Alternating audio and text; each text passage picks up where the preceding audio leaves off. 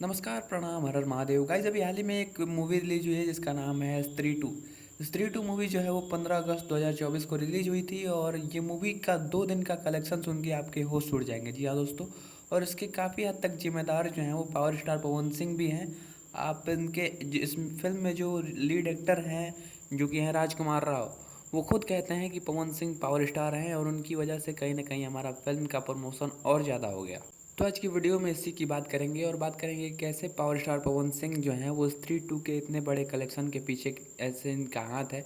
तो वीडियो में अंत तक जरूर बन रहे हैं। चैनल पर नए हैं तो सब्सक्राइब करके बेल आइकन को प्रेस कर दें। आपको भोजपुरी से रिलेटेड यहाँ पे न्यूज़ और सॉन्ग्स के अपडेट सबसे पहले मिलते रहेंगे। चलिए वीडियो को शुरू करते हैं। 15 अगस्त को बॉलीवुड की बहुत सारी फिल्में रिलीज हुई, बहुत सारे लोगों ने अपनी अपनी फिल्में रिलीज की, लेकिन कहीं ना कहीं स्त्री टू जो है उन सब फिल्मों में सुपरहिट फिल्म साबित हुई, जिसका कारण है पावर स्टार पवन सिंह।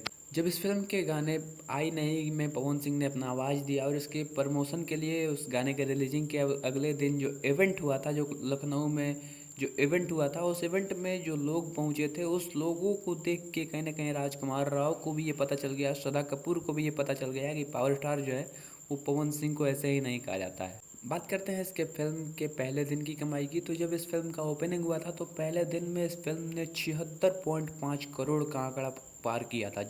आप जब तक इस वीडियो को देखेंगे ये जो फिल्म हुआ वो तीसरा दिन के लिए तैयार हो जाएगा, लेकिन 2 दिन के कलेक्शन की बात करें तो 2 दिन में इस फिल्म ने 118 करोड़ का आंकड़ा पार किया। जी हाँ दोस्तों, दूसरे दिन इस फिल्म ने 41 करोड़ के करीब में कमाई की है और पहले दिन 76 करोड़। और कहीं ना कहीं ये जो हफ्ता है ये स्त्री टू के लिए बहुत ही बड़ा हफ्ता होने वाला है। अब बात करते हैं कि पवन सिंह का इसमें कैसे हाथ है। तो भैया पवन सिंह जो गाना गाए तो जितने भी उनके फैंस हैं वो एक्टिव हो गए और पता चला कि हाँ भैया पवन सिंह का तो स्त्री टू में गाना आ रहा है। और जितने लोग इंक्लूडिंग मी जो कि स्त्री टू का नाम नहीं सुने थे कि कैसी फिल्म है, क्या फिल्म है, इसका ट्रेलर भी नहीं देखे थे, यानी कि जब पवन सिंह का गाना आना अनाउंस हुआ, जब अमित सिंह के पोस्टर में मैंने स्त्री टू देखा, तब मैंने स्त्री टू को समझा कि स्त्री टू फिल्म आने वाली है जिसमें पावर स्टार पवन सिंह की आवाज़ होने वाली है।